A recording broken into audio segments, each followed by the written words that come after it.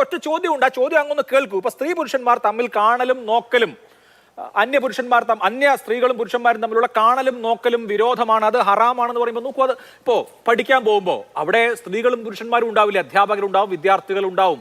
ഒരു ബസ്സിൽ കയറിയാൽ, ഒരു ട്രെയിനിൽ കയറിയാൽ, ഫ്ലൈറ്റിൽ കയറിയാൽ, ഒരു ബാങ്കിൽ പോയാൽ, നമ്മുടെ പൊതുജീവിതത്തിൽ എല്ലായിടത്തും, മാർക്കറ്റിൽ പോയാൽ ഈ പറയുന്ന നോട്ടം എന്ന് പറഞ്ഞാൽ സ്ത്രീകളും പുരുഷനും തമ്മിലുള്ള ഇടപഴകൽ എന്നുള്ളത് ഉണ്ടാവുന്ന, വളരെ സ്വാഭാവികതയിൽ ഉണ്ടാവുന്ന ഒരു കാര്യമാണല്ലോ. അതിൽ ലൈംഗികതയൊന്നുമില്ല.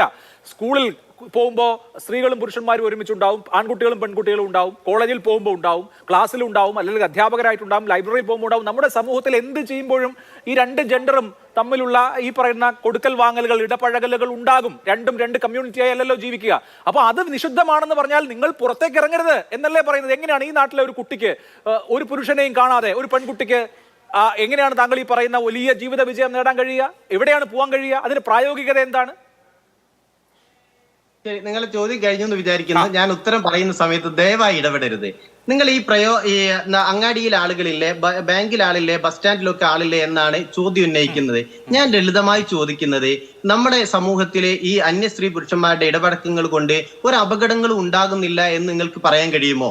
അങ്ങനെ എത്രയോ അപകടങ്ങൾ ഉണ്ടായതിന്റെ, പലതരത്തിലുള്ള ലൈംഗികമായ ചൂഷണങ്ങൾ ഉണ്ടായതിന്റെയൊക്കെ വാർത്തകൾ നമ്മൾ നിരന്തരമായി ഞാൻ പറയട്ടെ, ഞാനൊന്ന് പൂർത്തീകരിക്കട്ടെ.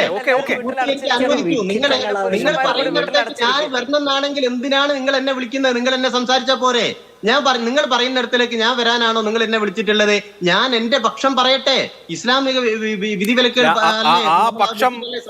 തീർത്തും ദയനീയമായി പോകുമ്പോഴല്ലേ മുഹമ്മദ് അലി ഇടപെടാൻ പറ്റൂ? ഇപ്പോ വീട്ടിൽ ഉറങ്ങിക്കിടക്കുന്ന, അല്ലെങ്കിൽ അച്ഛന്റെ അമ്മയുടെയും കൂടെ ഉറങ്ങിക്കിടന്നിരുന്ന കുട്ടികളെ വലിച്ചിഴച്ചു കൊണ്ടുപോയി ബലാത്സംഗം ചെയ്യപ്പെട്ടിട്ടുള്ള നാടാണ് നമ്മുടേത്. അതുകൊണ്ട് സ്ത്രീകളും പുരുഷന്മാരും ഇടപഴകുന്നത് കൊണ്ടാണ് ലൈംഗിക അതിക്രമങ്ങൾ ഉണ്ടാവുന്നതെന്ന് പറഞ്ഞാൽ എങ്ങനെ ശരിയാവാനാണ്?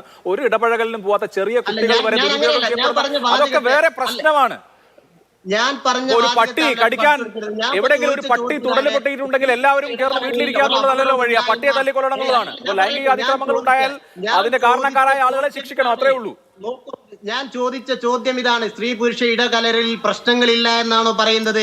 നിങ്ങൾ ജോലി ചെയ്യുന്ന സ്ഥാപനത്തിലടക്കം അതിന്റെ പേരിൽ ഒരു ജീവനക്കാരന് പുറത്തു പോകേണ്ടി വന്ന അനുഭവം ഉണ്ടായിട്ടില്ലേ? സ്ത്രീകളും പുരുഷന്മാരും ഇടപഴകുന്നത് കൊണ്ടാണ്.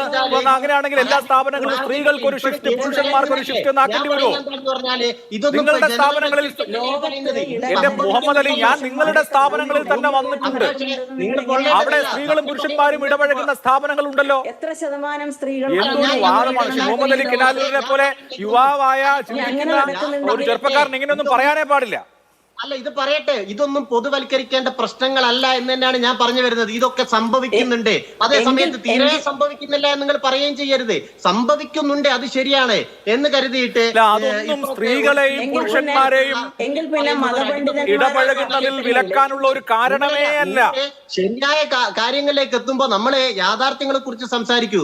ഞാൻ ഏത് യാഥാർത്ഥ്യമാണ് താങ്കൾ പറയുന്നത്? താങ്കൾ ഏതോ ലോകത്തിലാണ് മുഹമ്മദ് അലി.